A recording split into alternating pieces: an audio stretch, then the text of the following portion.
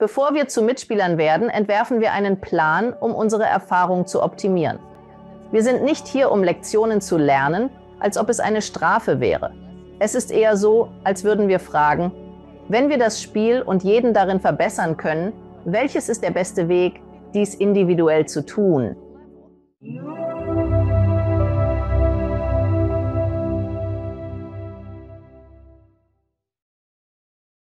Freut mich, Susanne Gesemann erneut in der Sendung zu begrüßen. Wie geht es dir? Mir geht's super, Alex. Toll, wieder da zu sein. Vielen Dank für deine Rückkehr in die Sendung. Letztes Mal hatte ich so viel Spaß und du bist einer meiner Favoriten.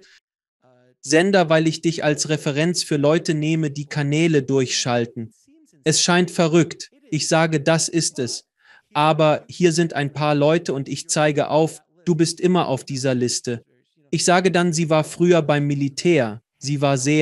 Sie hat nicht nur am Venice Beach herumgehangen, um dann plötzlich so etwas zu starten. Sie war immer eine ernsthafte Person und ist es noch. Aber dein Vermächtnis in dieser Welt ist etwas, das Menschen.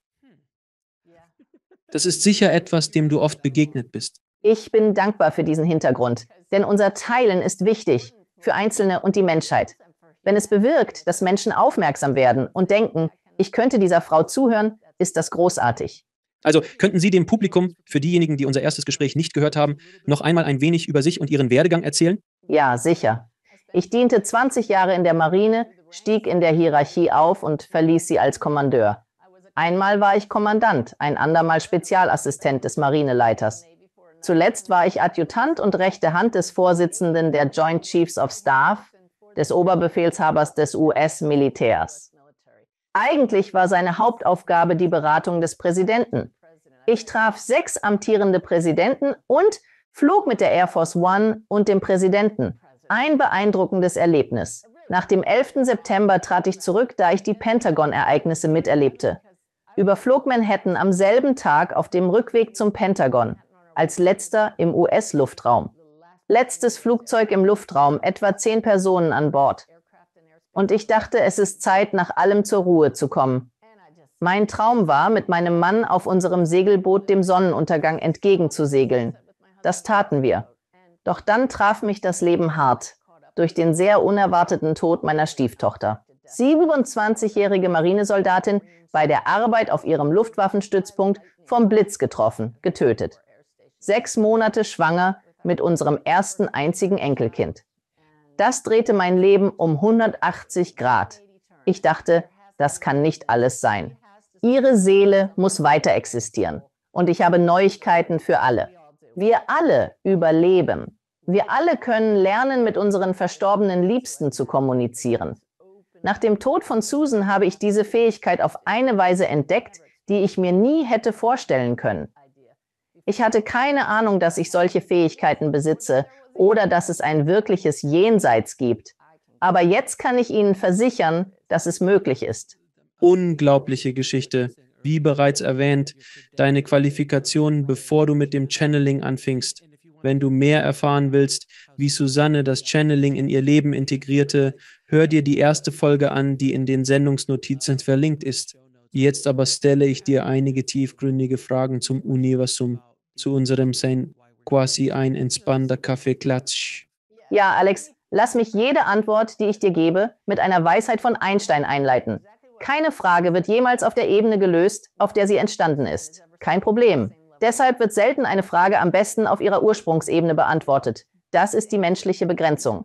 Bei jeder Frage, auch wenn ich die Antwort zu kennen glaube, werde ich die Perspektive ändern und aus einem höheren Bewusstsein antworten, wie gelernt. Ich bitte euch, den Antworten zu vertrauen, wie sie sich im Herzen anfühlen. Ich kann nicht versprechen, dass sie korrekt sind, doch sie sind das Beste, was ich bieten kann. Sprechen Sie zu eurem Herzen, folgt ihnen. Genau richtig. Also meine erste Frage ist, leben wir in einer Illusion? Leben wir in Maya, wie man sagt? Die Antwort ist ja und nein. Unsere Realität erscheint sehr wirklich. Doch was ist real? Alles im Bewusstsein. Erschaffene bildet die Basis aller Realität, einschließlich des Illusorischen. Der Ja-Teil besagt, dies sei die einzige Realität. Die Illusion ist, dass wir von einem großen Netz getrennt sind, das uns mit höherem Bewusstsein verbindet. Wenn du das vergisst, wenn dir das nicht bewusst ist, leidest du. Also es ist ein Paradoxon, aber beides ist wahr. Also das ist keine Illusion? Doch, es ist eine. Es ist eine Realität unter vielen. Die Illusion ist unsere Unverbundenheit. Genau, es ähnelt einer Simulation. Unsere Seelen wählen auf einer höheren Ebene diese Erfahrung, um zu erleben und zu experimentieren, die Reaktionsmöglichkeiten auf Ereignisse zu erkunden. Eine höhere Ebene unseres Selbst beobachtet dies. Vergessen wir dies als Menschen, verirren wir uns, ähnlich einem Traumzustand, aus Sicht der höheren Ebene. Du erwachst morgens aus Träumen und denkst, es schien so echt. Und das war es, solange du geträumt hast, oder? Wer sagt also, dass wir beim Sterben nicht aus dieser Realität erwachen und denken, es schien so echt? Es gleicht einem extrem fortschrittlichen Videospiel in vielen Aspekten. Ein Spieler auf der anderen Seite beobachtet und steuert uns. Wir realisieren nicht, dass wir Avatare in einem Spiel oder einer Simulation sind. Doch es wirkt, als wäre es höchst entwickelte Technologie. Weit über alles, was wir uns vorstellen können. Tatsächlich, Alex, erst neulich hatte ich einen echten Tiefschlag in einer Beziehung. Und ich meine das. Es hat mir die Beine weggezogen, was heute selten ist wegen meiner Werkzeuge. Ich habe gelernt, um Hilfe zu bitten. Hilf mir hier. Dann hörte ich eine Stimme sagen, es ist eine Simulation. Mit anderen Worten, du hast es vergessen. Nimm es nicht so ernst. Steig drüber und schau hinunter darauf und dann gewinnst du echte Perspektive. Wenn wir von Simulation sprechen, beginnen Wissenschaftler, die Simulationstheorie mit Quantenphysik zu verknüpfen. Einige Quantenphysiker haben die Mathematik dazu entwickelt und behaupten, es bestehe eine hohe Chance, dass dies eine Simulation ist, was ihre Berechnungen auch zeigen. Was denkst du darüber, dass Wissenschaft und Spiritualität sich zu überschneiden scheinen? Die Wissenschaft holt auf und beginnt, Konzepte zu erklären, die einst als spirituell galten. Sind Ideen und Konzepte, die es bereits seit Tausenden von Jahren in spirituellen Texten gibt. Betrachten wir die Wissenschaft. Ich studierte Geisteswissenschaften und werde nicht über Unbekanntes sprechen, außer dass Wissenschaft erforschen kann. Innerhalb ihres Forschungsbereichs. Und sie gehen nicht darüber hinaus, wie wir es beim Meditieren tun. Sie können also nur objektiv erforschen, was wir subjektiv betrachten, was das Bild zwar komplett verändert, es aber nicht unreal macht. Daher öffnen sich Wissenschaftler zunehmend. Ich schätze die Arbeit von Leuten wie Jude Kuravan, die einen Doktortitel in Naturwissenschaften hat und dennoch sehr spirituell ist, wie viele mich bezeichnen würden. Und die Verbindung der beiden führt zu sehr erhellenden neuen Sichtweisen auf diese Welt und bringt Liebe in das Konzept, was alles verändert. Ohne jeden Zweifel.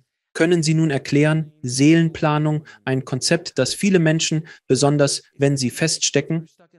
In einer Religion, die nicht über solche Dinge spricht, können Sie das ein wenig erklären? Sicher. Wenn Sie akzeptieren, dass dies eine Art Simulation ist, sollten wir nicht daran kleben. Es ist eine Metapher. Wir entwerfen einen Plan, bevor wir kommen und zu Spielern werden, um unsere Erfahrung zu optimieren. Wir sind nicht hier, um Lektionen zu lernen, als wäre es eine Strafe. Es geht eher darum zu fragen, wie können wir das Spiel und alle darin verbessern? Was ist der beste individuelle Weg? Ich kann garantieren, dass ich auf Seelenebene plante, eine militärische Laufbahn einzuschlagen und sehr analytisch zu sein, bevor ich eine große Überraschung erlebte und eine bedeutende Wendung machte. Ich helfe Zehntausenden, Hunderttausenden von Menschen, durch meine Erfahrung ihre eigenen Wendepunkte zu erleben. Wir alle haben bestimmte Meilensteine, bestimmte Dinge, die wir in diesem Leben erreichen wollen. Und dann, durch den freien Willen, weil nicht alles bis ins Detail geplant ist, nehmen wir kleine Abzweigungen und hoffen, wieder auf den Weg zurückzukommen und einige der Erfahrungen, für die wir gekommen sind, diese Erfahrungen selbst machen, aber auch erhöhe unser Bewusstsein, sodass, wenn wir den Schleier durchqueren, die Seelen auf der anderen Seite fragen: Was hast du uns mitgebracht? Wie viel mehr Liebe hast du zurückgelassen? Wie bist du gewachsen? Glaubst du, dass deine Verwandlung in diesem Leben war wirklich nicht nur geplant, sondern notwendig, weil deine Qualifikationen so viel Glaubwürdigkeit in diesen esoterischen Bereich bringen? Und wenn jemand wie du in diesen Bereich kommt, verschiebt sich das Paradigma automatisch ein wenig. Glaubst du, das ist so? Genau das erklärte ich bei der letzten Frage. Ich weiß, es war Teil des Plans. Es ist wirklich lustig, hellseherische Kräfte zu haben, ein Treffen mit einem anderen Medium zu erleben und ihm nichts über dich preiszugeben. Das habe ich gemacht. Geh zum Medium. Und sie sagt, da ist etwas, du weißt schon, du solltest deinen Mann heiraten, du deinen Mann heiraten. Es hat etwas mit der Arbeit zu tun, die du jetzt machst. Sie redete immer weiter. Und ich sitze nur da und lache, denn mein Mann ist der pensionierte Marinekapitän. Und es ist seine Tochter, die verstorben ist, unsere Susan. Und absolut, ich musste ihn heiraten, weil durch Susans Tod, und jetzt weiß ich, dass es ihr gut geht. Ich habe eine Verbindung zu ihr aufgebaut. Mein Weg, das Unterrichten und die täglichen Botschaften, die ich empfange, alles, was durch mich strömt, hilft wirklich. Ich sprach von Hunderttausenden, doch wie du erreiche ich Millionen mit meinen YouTube-Videos. Das verdanke ich Susan, weil ich ihren Vater heiratete und das Medium es erkannte. Es gehört alles zu diesem Plan. Du hast erwähnt, dass du viele Male mit deinen Geistführern gesprochen hast. Stimmt das? Absolut. Kannst du also das Konzept eines Geistführers erklären und was unsere Interaktionen mit Geistführern sind? Ja, stell es dir vor, du bist eine Seele, die an einem Tisch sitzt und dein menschliches Leben plant. Um dich sind andere Wesen, die metaphorisch gesehen weiser sind. Sie kennen das menschliche Dasein bereits. Sie verstehen, was auf dich zukommt und denken, du hast dir eine harte Aufgabe vorgenommen. Bist du sicher, dass du bereit bist? Du sagst, ja, lass mich ran. Ich bin bereit. Sie antworten, gut, wir begleiten dich bei jedem Schritt. Du könntest vergessen, wer du bist, doch wir bleiben an deiner Seite. Wir geben stets unser Bestes, dir leise ins Ohr zu flüstern. Es kommt eine Zeit, in der du vergisst. Doch wirst du dich erinnern. Und wir sind immer für dich da. Ruf uns nur an. Du musst uns nur bitten. Und dient es dem größeren Wohl, helfen wir dir. Wie kommunizieren sie also mit uns? Auf welche Weise sie auch zu dir vordringen? Bei mir sind sie deutlich hörbar und führen mich zu bestimmten Büchern, die ich besitze. Oder zu neuen auf Amazon, buchstäblich. Sie wissen, welche 5 Bücher auf deinem Nachttisch liegen und sagen, lies dieses heute Abend. Es entspricht genau dem, was in der Morgenmeditation kam. Wenn sie klar kommunizieren, um zu bestätigen, dass es keine Einbildung ist, erregen sie deine Aufmerksamkeit mit etwas Auffälligem wie einer Werbetafel. Du blickst auf und findest direkt die Antwort auf deine Frage. Synchronizität ist ein anderer Pfad. Also nochmals. Einige von euch haben vielleicht noch nicht deutlich genug kommuniziert, um zu begreifen, dass eure genialen Ideen nicht nur von euch stammen. Sie kommen von euren Leitfiguren. Aber seid ihr bereit zu fragen, werdet ihr Antworten finden. Vielleicht durch jemanden, der gerade dann euren Weg kreuzt und euch das mitteilt, was ihr benötigt. Was veranlasste diese Person, genau in diesem Moment zu erscheinen? Es ist das umfassende Netzwerk, dem wir angehören. Alles ist miteinander verknüpft. Du hast Synchronizität erwähnt. Kannst du erklären, was es bedeutet? Ja, das sind zeitgemäße Zufälle. Bedeutungsvoll und unbestreitbar. Es gibt etwas über bloßen Zufall hinaus. Ich meine, das ist mir im Leben oft passiert und sicher auch in deinem, dass man denkt, das kann kein Zufall sein. Genau dann kam der Anruf, als ich ihn brauchte, oder ich traf zur richtigen Zeit auf die richtige Person. Ich habe einen guten für dich. Bitte geh jetzt. Ich hatte einen richtig frischen. Wir haben eine neue App. Sie heißt Erweckter Weg. Meine Lehre nennt sich der erweckte Lebensweg, bewusst und verbunden zu leben. Und deshalb laden jetzt viele Leute die Erweckter Weg-App herunter. Und sie wird täglich mit Botschaften aktualisiert, die ich vom Geist empfange. Es ist schön, täglich positive Inspiration statt deprimierender Nachrichten zu erhalten, nicht wahr?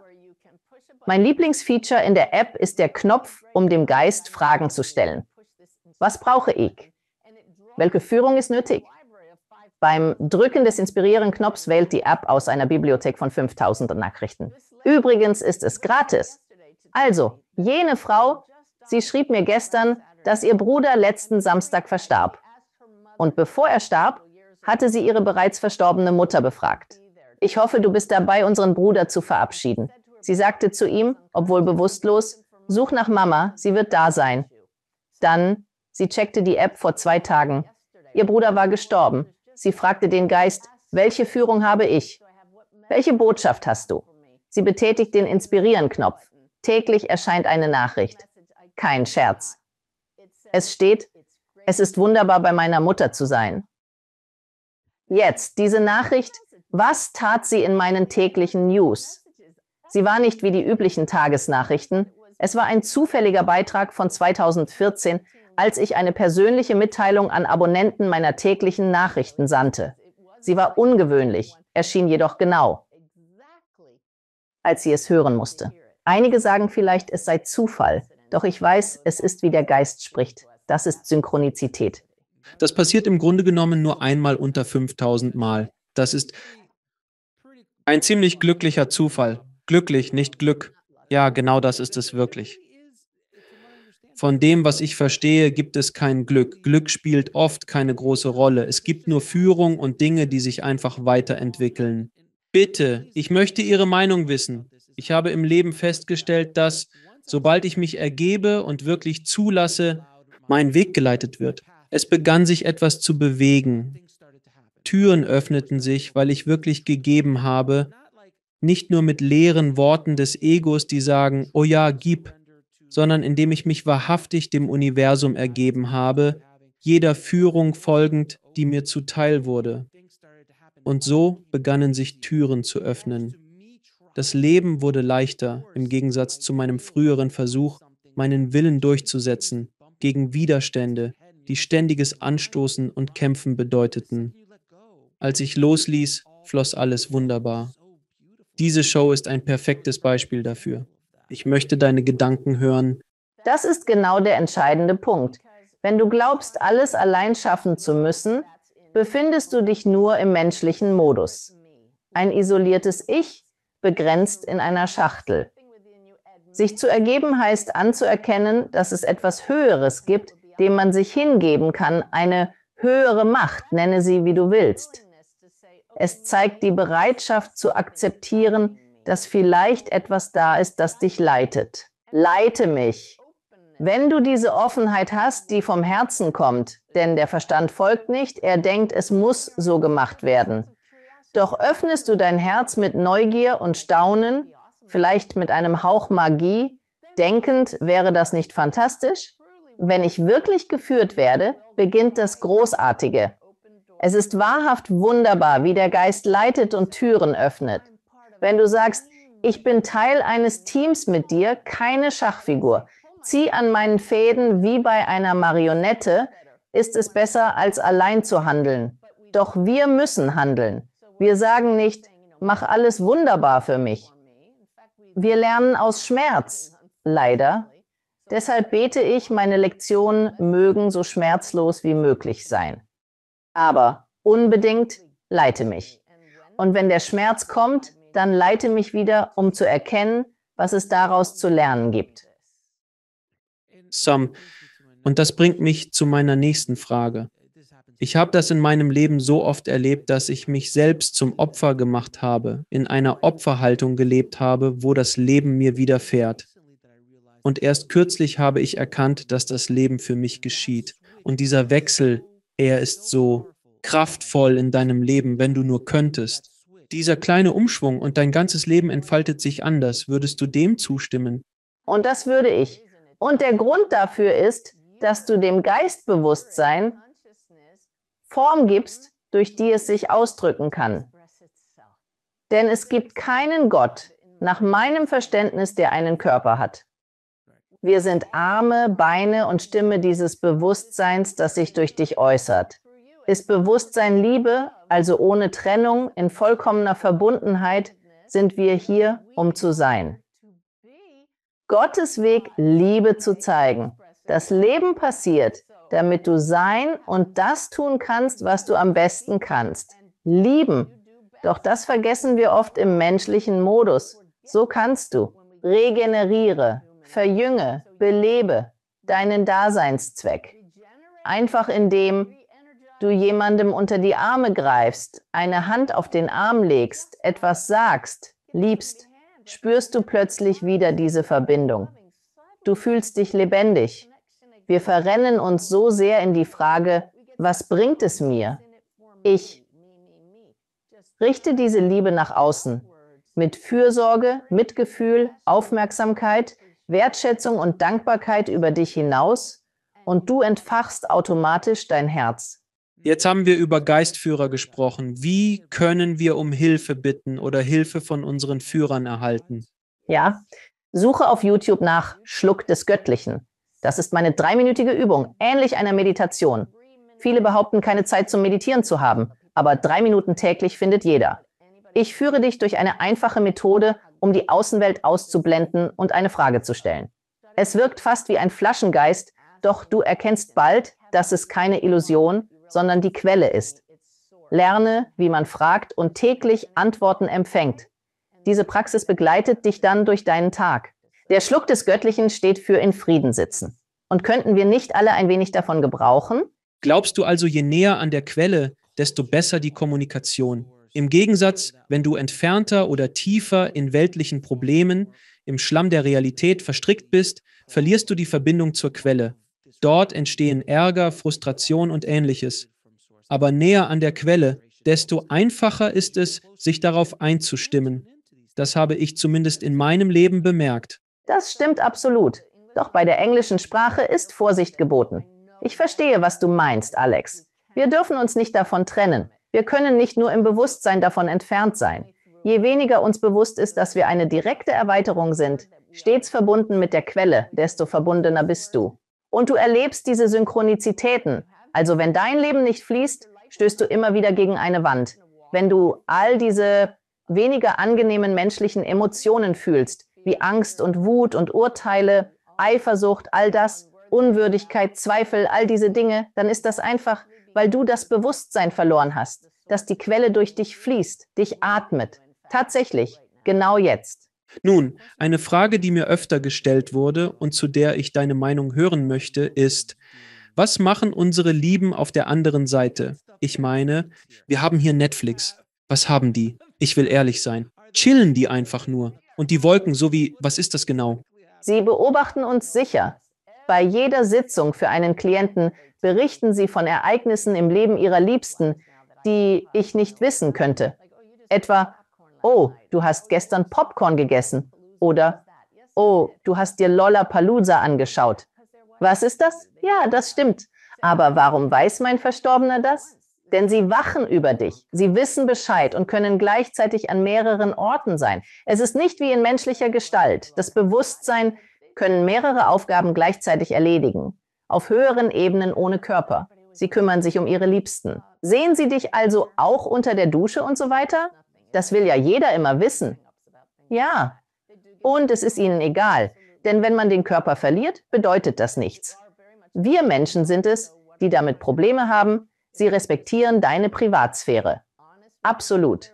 Also sorge dich nicht darum. Sie sind sich deiner Gedanken bewusst. Was versuchen wir also zu verbergen? Richtig. Wenn wir offen und ehrlich miteinander wären, lebten wir, wie unsere Seelen es schon tun. Diejenigen, die in menschlicher Gestalt Ziele nicht erreichten, Alex, kommunizieren aus dem Jenseits mit mir, um zu teilen, was sie tun. Es ist verbunden. Ein Mann, als ich ihn mit seiner Frau verband, meine Klientin, kam sehr klar durch. Sie fragte, ob ihr Mann sagen kann, was er jetzt macht. Ich fragte ihn und obwohl es seltsam klang, sagte ich: Er steht fest auf den Beinen und spielt täglich Golf. Warum jenseits des Schleiers Golf spielen wollen, nicht wahr? Man kann dort alles tun, alles erschaffen. Es ist wie im klaren Traum, nicht wahr? Sie sagte: Oh, ich bin froh zu hören, dass Golf seine Leidenschaft war. Ich wusste das nicht. Und kurz bevor er starb, ganz kurz davor, wurde sein Bein amputiert und er konnte nicht mehr auf beiden Beinen stehen. Ist das nicht Beweis genug? Also auf anderer Seite, dann können Menschen oder Seelen ihre eigene Welt erschaffen, ähnlich wie in Hinter dem Horizont. Du gestaltest die Welt, die du möchtest, in der Malerei, weil sie wunderschön war. Meinst du es so? Oh ja, genau so. Es gibt in der Awaken Way App und auf meiner Webseite einen kostenlosen Download, ein E-Book namens Erwachen, das ich geistig empfangen habe. Am Ende ist ein umfangreicher Download, der erklärt, wie es hinter dem Schleier aussieht und welche Ebenen wir durchlaufen. Okay, ich habe genug Golf gespielt, etwa 20 Löcher mit einem Schlag. Das kenne ich schon. Abgehackt. Vielleicht muss ich kein Golf mehr spielen und kann hier oben mehr lernen. Vielleicht brauche ich nicht mal mehr meinen Körper. Doch unsere Möglichkeiten sind immer verfügbar, da wir durch Bewusstsein mit dem Herzen verbunden sind. Hab also keine Angst, sie werden für dich da sein. Wenn du das sagst, Seelen drüben können vieles gleichzeitig tun. Ich mache oft Scherze mit meinen Gästen, die Nahtoderfahrungen hatten. Ich sage immer, Jesus hat viel zu tun, aber nein, er erscheint ständig bei all diesen Nahtoderlebnissen. Er ist, also existiert er. Was ich damit meine, nein, er ist nicht zu beschäftigt. Er ist einer der besten Multitasker, Leute. Das ist es, wofür ich zu ihm bete, nicht wahr? Jeder betet zu ihm. Aber als dieses unglaublich hohe Bewusstsein wird er zu jedem kommen. Und wenn ihr Beweise braucht, wird er sie euch geben. Ich habe ein weiteres Video über meine Erfahrungen mit ihm hochgeladen, obwohl ich ohne irgendeine Religion aufgewachsen bin. In meinem Kopf zweifle ich nicht, dass er als großartiger Lehrer und Vorbild der bedingungslosen Liebe zu denen kommen wird, die ihn um Führung bitten. Ich möchte wissen, ob eure Führer vertrauenswürdig sind. Sicherlich sind sie es. Aber kennen Sie Babaji und seinem Wirken in dieser Welt und der Verbindung zu aufgestiegenen Meistern? Kennt ihr Babaji? Nur dem Namen nach, aber ich könnte nichts darüber sagen. Okay, ja, aber er ist ein Avatar im Hinduismus. Nicht hinduistische Bräuche. Yogananda, Yogananda. Das ist wirklich sein Vermächtnis. Ja, das ist wahrhaftig sein Vermächtnis. Das ist seine Abstammung. Es reicht also bis dahin zurück. Aber ich wusste nicht, ob deine Führer irgendwas über seine Arbeit hier und all diese Dinge wissen. Nicht speziell. Ich müsste wohl tiefer eintauchen, um genauere Infos abzurufen. Lediglich aus Interesse. Können Sie den Leuten jetzt Karma und Reinkarnation erklären? Aber ich sage Ihnen nur, dass Sie gerade sagten, er sei ein Meister. Okay, er ist tatsächlich gerade aufgetaucht. Ja, das sollte ich. Ja, Babaji ist sehr interessante Seele, wie man sagt, ohne Zweifel. Er nimmt immer direkt hinter mir Platz. Oh, okay. Er ist auch auf dem Gemälde hinter mir mit allen anderen Jesusfiguren und aufgestiegenen Meistern. Mahashai und viel mehr. Aber kannst du Karma und Reinkarnation erklären, wie du es verstehst? Ja, so wie ich es verstehe, Karma.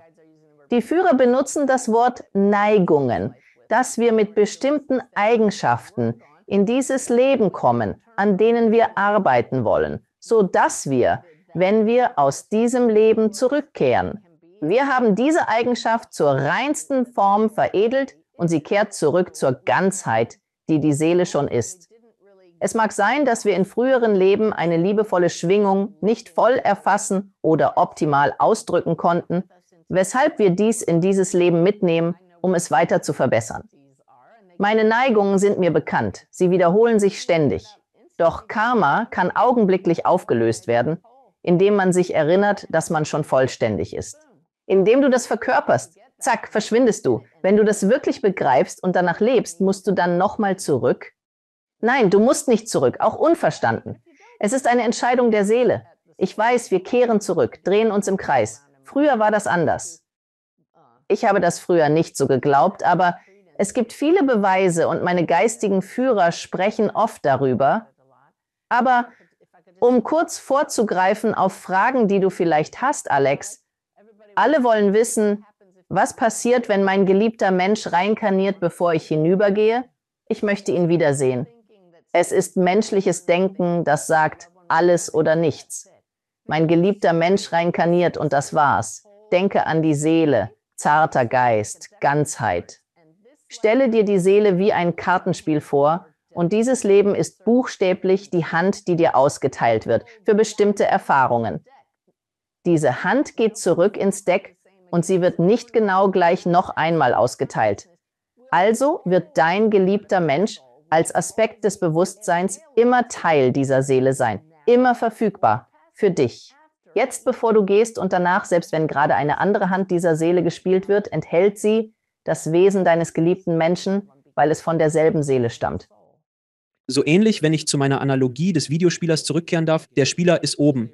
Er spielt hier unten ein Spiel und jemand kommt in den Raum und sagt so, ja, ich spiele hier unten gerade ein Spiel, aber ich bin auch hier, um mit dir zu reden. Also sozusagen das Szenario, das Spiel läuft, das ist unser Leben und der Spieler sitzt in einem Raum und isst scharfe Cheetos. Natürlich, wir sagen immer Popcorn, meine Mitglieder, meine Assistenten. Und wenn wir hier wirklich in etwas verwickelt sind, steigen wir einfach auf den Balkon und sagen, oh, die werden das wieder tun. Die werden einen großen Fehler machen. Nein, tu das nicht. Oh, reich mal rüber. Lassen wir einfach zuschauen, so als ob es wirkt, als wären Seelen auf der anderen Seite. Wir sind das Netflix. Sozusagen sind wir die unterhaltsamste Show, die es gibt, auf vielerlei Weise. Ja, wahrscheinlich. Und ich weiß, Alex, du machst dich lustig. Ich auch, aber mir ist klar, dass viele Zuschauer Leiden und Erleichterung suchen. Doch das Schöne ist, das erlebt haben, ein Kind oder Stiefkind verloren zu haben. In den Tiefen der Trauer, die das Leben uns bringen kann. Ich kann jedem versprechen, wenn ihr zu dieser Erkenntnis gelangt, wer ihr seid, und beginnt, auf die erweckte Weise zu leben, die ich vermittle, werdet ihr wieder Freude finden. Ihr werdet wieder lachen und ihr werdet wieder weinen. Es macht das Leben nicht schlagartig rosig. Ihr bekommt keine sofortigen Wundermittel, aber Werkzeuge und das Wissen, euch jederzeit an ein höheres Bewusstsein für Hilfe zu wenden. Wenn ihr das sagt, liebe ich die Analogie mit dem Kartenspiel. Das ist eine wunderschöne Metapher für die Seele und die Fähigkeit, mehrere Dinge gleichzeitig zu tun. Kann eine Seele mehrere Leben oder mehrere Erfahrungen zur selben Zeit leben? Oder ist es nur, bitte erläutern Sie?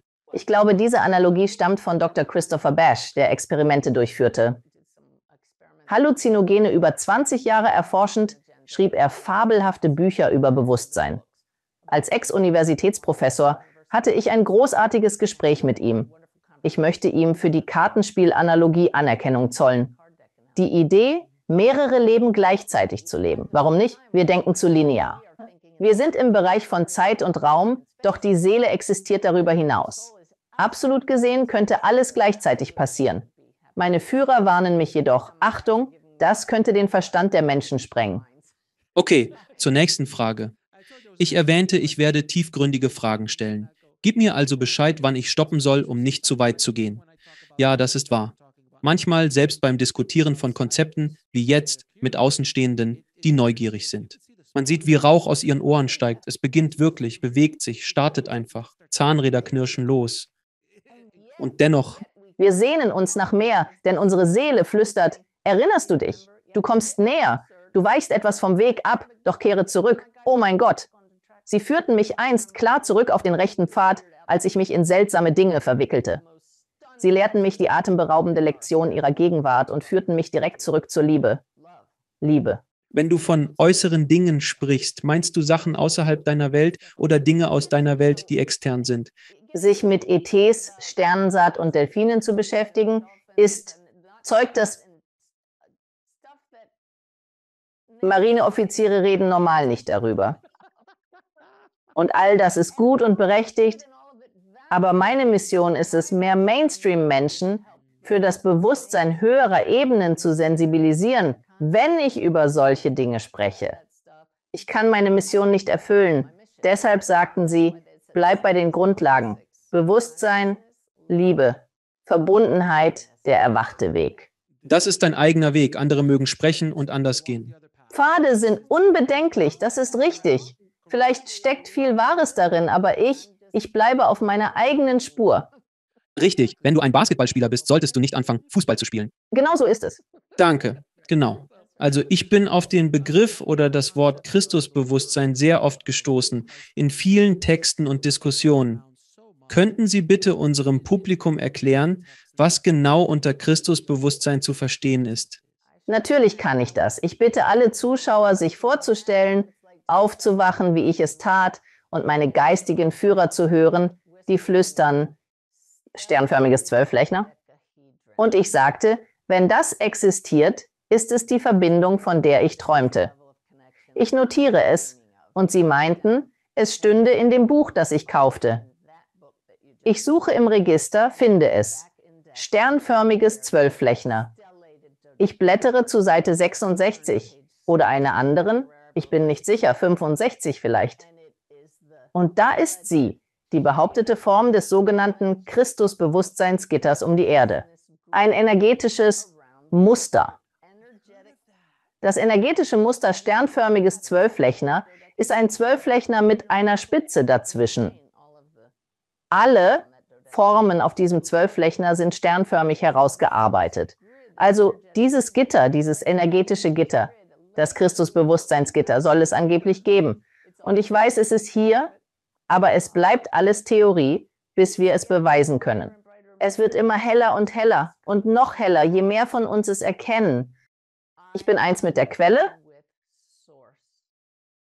Jesus, der Christus, lehrte, ich und der Vater sind eins.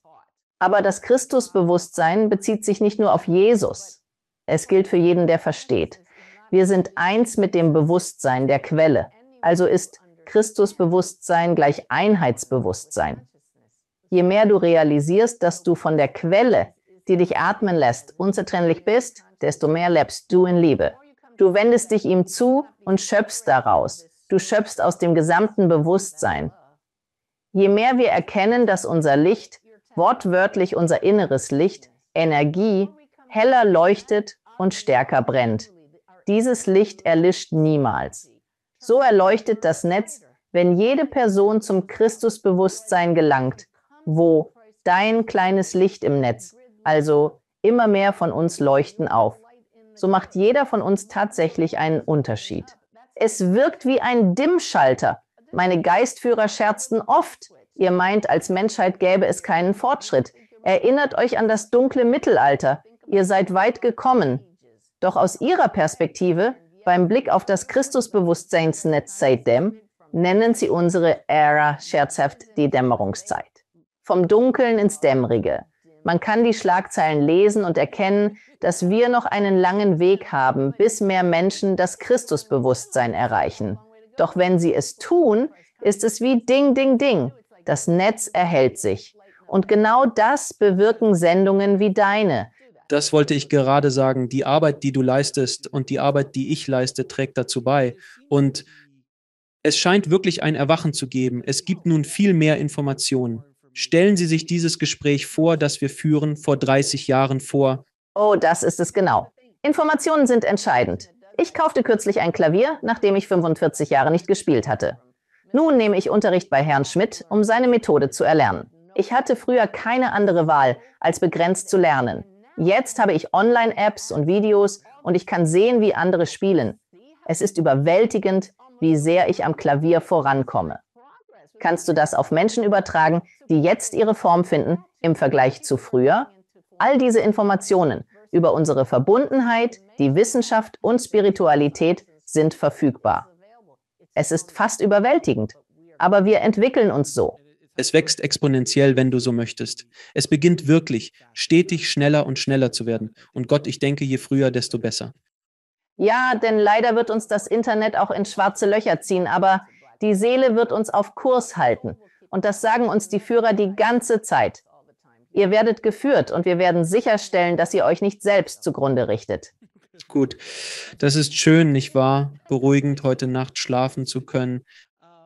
Sie können heute Nacht ruhig schlafen, denn ich versichere Ihnen, es gibt keinen Tod.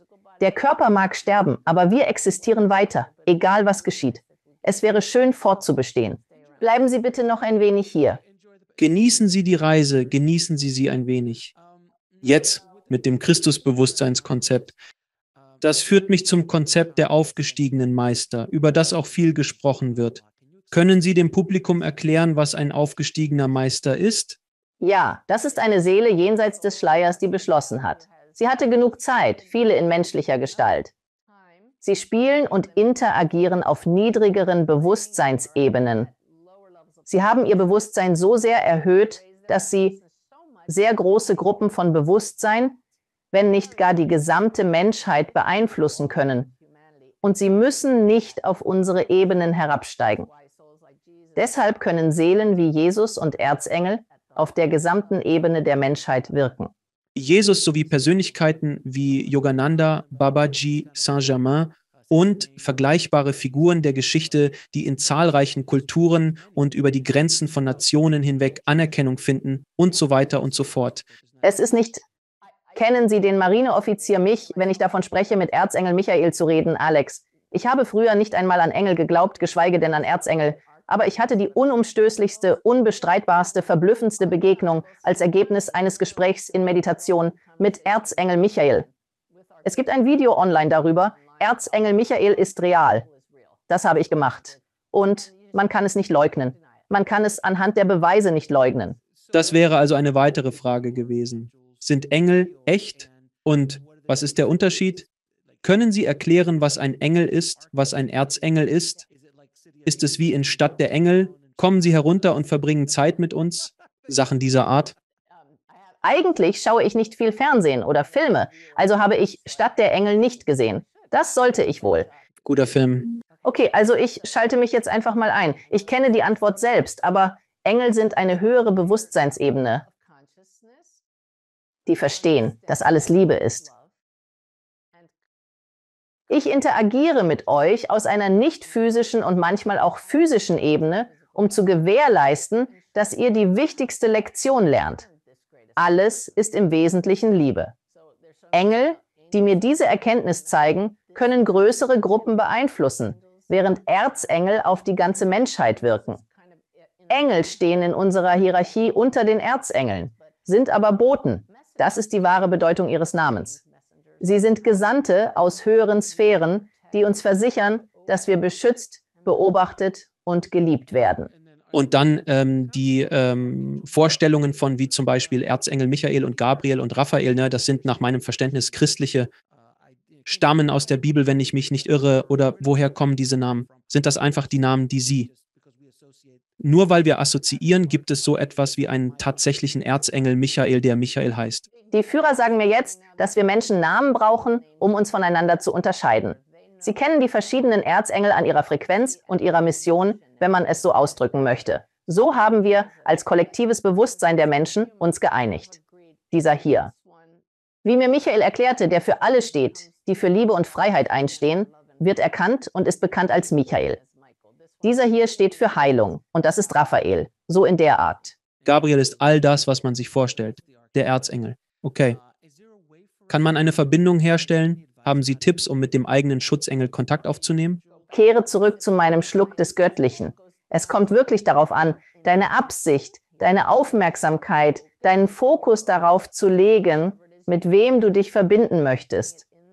Tue dies in der Stille, sitze in Frieden, schalte die Außenwelt aus und sei dann offen und empfänglich für alles, was kommt.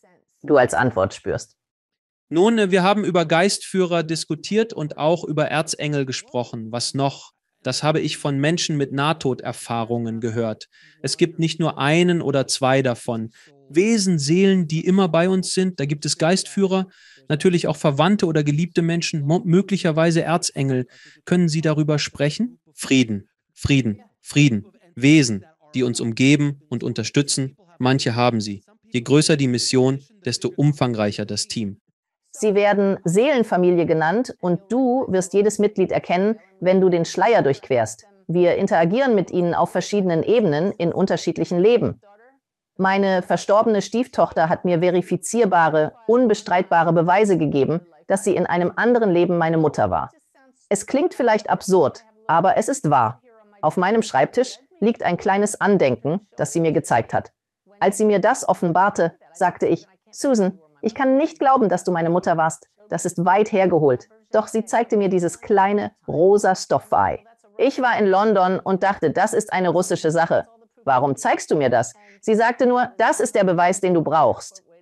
In jener Nacht war ich im Hotel am Gatwick-Flughafen, wartete auf meinen Abflug am nächsten Morgen zurück in die Staaten. Sie kam und sagte, geh zum Geschenkeladen in der Lobby. Okay? Ich habe gelernt, einfach Ja zu sagen, solange es nicht schädlich ist. Ich gehe am Geschenkeladen vorbei, schaue nach oben und da ist es genau das, was sie mir gezeigt hat. Wie ist das passiert, oder? Das ist doch verrückt, nicht wahr? Ich hatte noch ein anderes Beispiel dafür. Was war noch gleich die ursprüngliche Frage? Die Gruppe, eine Seelenfamilie. Und wie viele sind bei uns? Wer genau? Der Grund, warum wir uns der Wesen um uns nicht bewusst sind, sie sind nicht anderswo, Alex. Sie existieren im Bewusstsein, das nicht geografisch ist. Es ist überall präsent, einfach da. Ohne Körper wirst du zur Frequenz, einem Signal, Information, Energie, existierend außerhalb von Zeit und Raum. Die Energie deiner Liebsten ist so vertraut, dass du sie nicht bemerkst, ähnlich den Haaren auf deinem Kopf, deren Anwesenheit du, so von vorhanden, nicht spürst. Ich habe ein wenig, bis der Wind weht. Und dann, oh, das sind meine Haare. Du wirst dir ihrer bewusst. Also bist du dir deiner Führer, die bei dir sind, deiner Lieben um dich herum, nicht bewusst, bis sie, flüstern sie deinen Namen oder senden dir ein Zeichen. Wenn ich nur eine Minute nehmen könnte, um diesen magischen Moment zu erzählen. Wir errichteten ein neues Haus und ich überprüfte täglich den Baufortschritt. Meine Nachbarin war stets dabei. Beim Begutachten der neuesten Verbesserungen öffnet sie eine frische Küchenschublade und sagt, Hey Susanne, sieh mal, sie haben kleine Einsätze in deine Schublade gemacht. Du kannst jetzt sortieren. Messer, Gabel, Gabel, Löffel, Löffel. Und ich sagte, nein, Irene, so Löffel, Löffel, Gabel, Gabel, Messer. Sie erwiderte, nein, es gehört so. Mein Mann steht am anderen Raumende. Er tritt zurück, als ob ich mich nicht zwischen zwei über Besteck streitende Frauen stellen würde. Ein weiser Mann, oder? Am nächsten Tag hatte meine Freundin Irene einen Termin bei einem Medium. Sie prüft Medien für die Organisation, die trauernden Eltern hilft, deren Kinder hinter dem Schleier sind. Sie testet die Medien auf Beweise. Bei dieser Sitzung. Meine Stieftochter Susanne erschien dem Medium. Das Medium sagte, du hast eine Nachbarin, deren Tochter gestorben ist. Sie sagte, ja, das stimmt. Das bin ich. Sie sagte, dieses Mädchen ist nun hier und erzählt einen Witz über Besteck. Zwischen euch beiden? Heilige Makrele. Ich sagte, nehmt diese Medialität unter Vertrag. Sie ist gut. Aber worauf ich hinaus wollte, mir entging, dass Susan die ganze Zeit neben mir stand. Ich bin Medium, sie meine Stieftochter. Also meditierte ich, was jeder tun kann, der Antworten sucht. Und ich fragte mich, wie kann das sein? Es tut mir leid, dass ich dich verpasst habe. Ich wusste nicht, dass du hier bist. Susan hat es mir gesagt. Susanne, wir sind eigentlich immer da. Wir beobachten euch nicht ständig. Wir spionieren oder lauschen nicht, aber bei erfreulichen oder lustigen Momenten sind wir dabei, weil wir im Herzen verbunden sind. Also sind wir hier, erfreut über unser Zuhause. Ich erlebe gerade einen lustigen Moment mit Irene und Susan hat wahrscheinlich diese Lesung kommen sehen und gesagt, das wird gut, oder? Dies ist das Netz der Verbindungen, weshalb unsere Seelenfamilie ständig um uns sein kann, ohne dass wir es merken. Sie sind uns so alltäglich und vertraut wie die Haare auf unserem Kopf. Nun, Sie sprachen von Frequenz und das ist ein Konzept, das viele Menschen nicht verstehen. Und nach meinem Verständnis, nachdem ich spirituelle Texte gelesen und mit Menschen wie Ihnen gesprochen habe, die höheren Frequenzen ähneln dem Christusbewusstsein und aufgestiegenen Meistern. Ihre Schwingungen sind so intensiv, dass sie oft unser Verständnis übersteigen. Die niedrigeren Frequenzen hingegen gehören zu Menschen, die, wie sie sagen, unwissender sind, nicht erwacht zur Einsicht, dass alles eins ist. Sie haben das sicher auch gespürt, vor allem in ihrem früheren Wirkungskreis. Man betritt einen Raum und spürt Abneigung gegen jemanden, ohne zu wissen, warum. Oder als ob die Energie seltsam wäre, oder ich fühle mich, als würde ich duschen, oder das Gegenteil wie, oh mein Gott, wo warst du mein ganzes Leben? Das sind verschiedene Frequenzen. Generell zieht Gleiches Gleiches an. Also du und ich, von dieser Show angezogen, aus einem Grund, denn die Show schwingt hoffentlich auf einer Frequenz, die zunehmend höheres Bewusstsein anzieht. Ich kann jedem helfen, sofort sein Bewusstsein zu erweitern, nur durch deine Worte. Wir sagen, oh, ich mag diese Person nicht, aufgrund des Gefühls, das sie uns gibt. Das ist unsere Intuition, der Geist, der in uns spricht. Man spürt es einfach. Doch dies zu sagen, trennt uns, schafft eine Barriere und bedeutet, etwas an ihnen abzulehnen. Was wäre, wenn alles auf Frequenz ankommt und nur zählt, ob Resonanz besteht? Das ist das wissenschaftliche Phänomen bei Frequenzen. Entweder schwingt man mit der Energie mit oder nicht. Also möchte ich nie. Ich sage nicht mehr, ich mag diese Person nicht. Ich sage, ich resoniere einfach nicht mit ihr. Siehst du, so fließen wir weiter. Wir sind immer noch Teil eines Feldes, aber ich habe sie nicht fremd gemacht. Ich habe mich nicht selbst entfremdet. Wir sind in einem Zustand der Verbundenheit, das ist Liebe. Ich schwinge nicht mit ihnen mit, das macht niemanden falsch oder schlecht. Es ist einfach Bewusstsein. Und wenn du dich mit jemandem verbindest, das ist totale Resonanz. Eure Schwingungen sind synchron. Es ist gewissermaßen so, wenn der Magnet zu nah an etwas kommt, das er nicht ist, wird er irgendwie weggestoßen, aber du bist immer noch da. Du fließt immer noch, aber du kannst sie einfach nicht zusammenbringen, weil sie nicht miteinander harmonieren. Tolle Analogie. Und der Typ sagte, es sei mehr als eine Analogie. Es passiert wirklich. Ja, gut zu wissen. Ich mag's, wenn Wegweiser auftauchen. Ich liebe sie. Sie kommen rein und sind wie, setz jetzt einfach meinen Stempel drauf, Leute. Ich liebe diese Unterhaltung. Jetzt kommt sie, das ist wahrhaftig eine äußerst große Frage. Werden böse Menschen auf der anderen Seite bestraft? In Ordnung, los, antworte. Die menschliche Seite in uns will das, weil es sich gut anfühlt. Es ist Gerechtigkeit, es ist Rache. Und deshalb werde ich es dir sagen. Ja, sie werden durch das Bewusstsein bestraft, wie sie anderen Schaden zufügten. Niemand bestraft sie selbst. Sie erleben, was wir als Lebensrückschau bezeichnen und spüren die volle Wirkung ihrer Handlungen aus der Perspektive der anderen Person.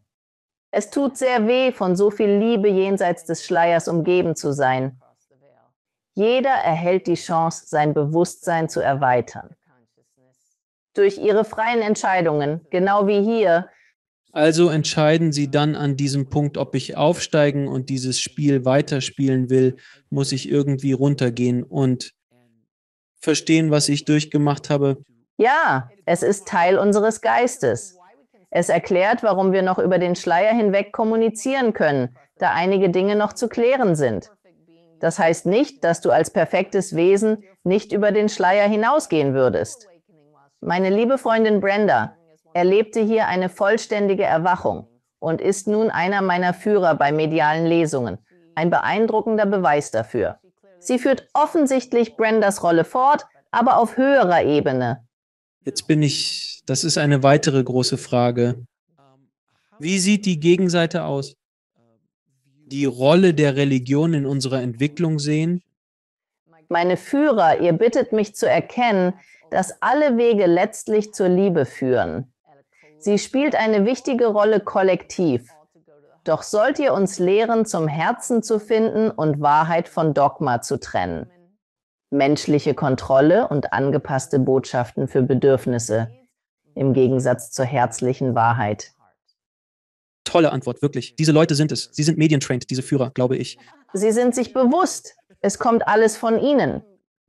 Alle versuchen, jede Antwort direkt von ihnen zu bekommen. Nein, das ist eine wunderschöne Antwort, wirklich jetzt. Wir befinden uns gerade in einer globalen Umbruchphase.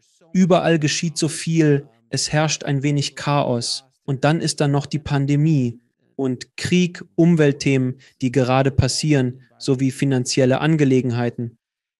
Es scheint, als würde die Welt verrückt spielen. Ich möchte wissen, was die Wegweiser über das, was 2023 bringt, sagen können, damit wir uns darauf einstellen und auf unsere Entwicklung als Spezies vorbereiten können. Hätte die Kamera auf mich gerichtet gewesen, hätten Sie dieses Zucken meiner Lippe hier gesehen. Ich kann es nicht nachmachen. Aber die Wegweiser, das ist ihre Art zu sagen, wir haben die Kontrolle. Und was sie mir gezeigt haben, war diese Bewegung, was bedeutet, dass man mit weiteren Höhen und Tiefen rechnen kann, denn dafür sind wir hier. Es ist das Chaos, durch das wir wachsen und lernen. Es ist nicht bequem, aber wenn alles perfekt wäre, nun, dann würden die Leute einfach wieder jeden Tag Bier trinken und Popcorn essen. Oder? Also nichts dabei, in Maßen, in Maßen. Aber das Bewusstsein steigt und wir sind an einem Punkt angelangt, an dem wir aufgrund globaler Informationsverbreitung auf die Ukraine blicken und erkennen, dass es nicht richtig ist. Ebenso sehen wir, wie wir einander behandeln und wissen, das ist falsch. Wir sind gefordert, zu handeln.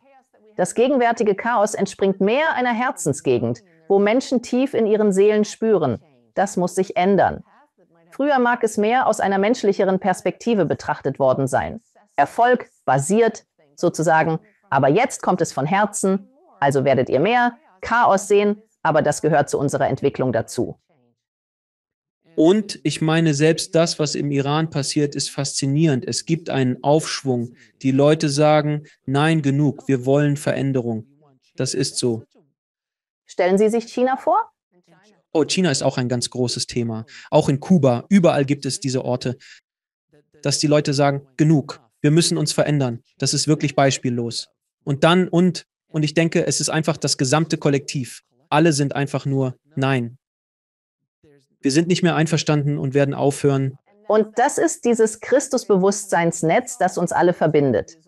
Ich habe kürzlich in meinem Podcast 2 Interviews über die Noosphäre geführt, die eine energetische Sphäre um die Welt ist, ganz ähnlich dem Christusbewusstseinsnetz. Und wir alle tragen dazu bei. Und das sehen Sie gerade. Ja, es geht langsam voran, wir entwickeln uns weiter, es dauert einen Augenblick. Ich weiß nicht, was ich sagen soll, also das ist es. In dem Podcast hatte mein Gast, Dr. Jim Craig, Forschungen gefunden und sie heruntergebrochen. Die gesamte Evolution und den Menschen betrachtend.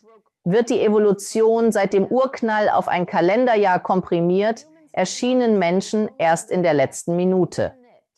Wenn du also sagst, es sei nur eine Sekunde, liegst du richtig. Nicht allzu weit entfernt, so kurz ist unsere Zeit. Es ist ein Augenblick, nicht mal ein Wimpernschlag auf diesem Planeten.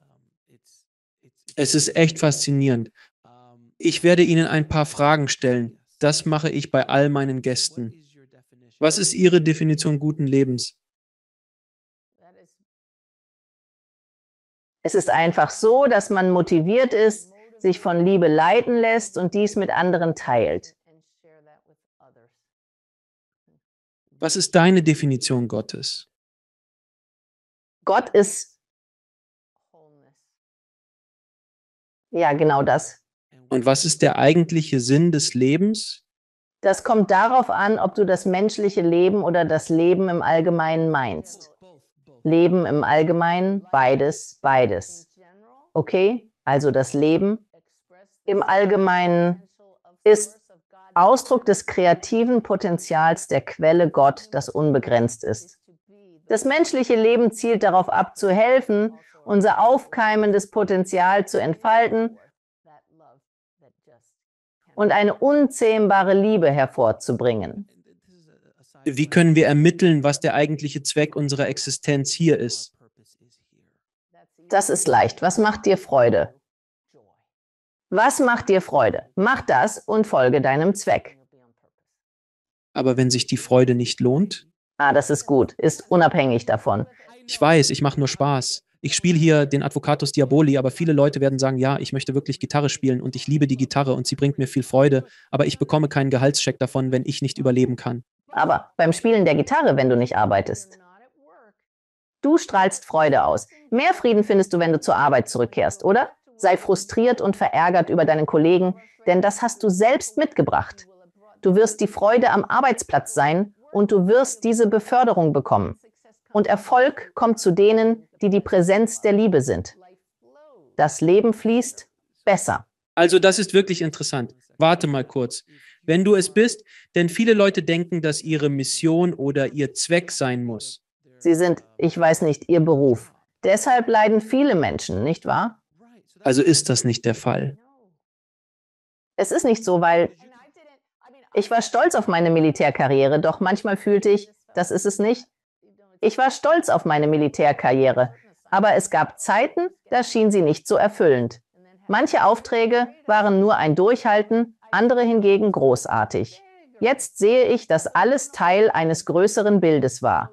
Wir überblicken nicht immer das Ganze. Kannst du in solchen Momenten Liebe verkörpern, sie ausdrücken und mit anderen teilen? Es ändert sich vollkommen, jeden Augenblick. Und wo können sich Interessierte mehr über dich und deine hervorragende Arbeit informieren? Besucht susannegiesman.com, meine Webseite und Facebook. Mein YouTube-Kanal bietet hunderte hilfreiche Videos. Ladet auch die Awaken Way App für tägliche Inspiration herunter. Und schließlich haben die Geistführer abschließende Worte fürs Publikum. Ja, sie sprechen von den 3 E's. Sie wollen, dass ich darüber rede. Entwickelt euch und euer Bewusstsein weiter. Erstens, nutzt Bildungsprogramme, etwa meine bald startenden Online-Kurse, um zu lernen, über den Schleier hinweg in Verbindung zu treten. Erweitert euer Verständnis der größeren Wirklichkeit. Zweitens, macht eigene Erfahrungen, denn Alex und ich können über dieses Thema reden, bis zum letzten Atemzug. Aber wenn ihr nicht selbst diese Weite und diese Liebe erfahrt, die in der Tiefe euer wahres Selbst ausmachen, sind es nur Worte. Und als drittes, bindet das höhere Bewusstsein ein, indem ihr Gespräche führt, Fragen stellt. Zieht am Faden, wenn etwas eure Aufmerksamkeit erregt. Bildet euch, macht Erfahrungen, engagiert euch. Susanne, herzlichen Dank, dass du erneut in die Sendung gekommen bist. Du bist stets herzlich willkommen, meine Liebe. Es ist immer so angenehm, sich mit dir zu unterhalten. Ich wertschätze dich und deine Arbeit sehr, ebenso wie die Führer für ihr Wirken in der Welt. Also, ich schätze dich sehr, meine Liebe. Vielen Dank, Alex. Du leistest großartige Arbeit in dieser Welt. Glaub mir. Danke fürs Zuschauen. Klicken Sie unten auf ein Video, um fortzufahren und vergessen Sie nicht zu abonnieren.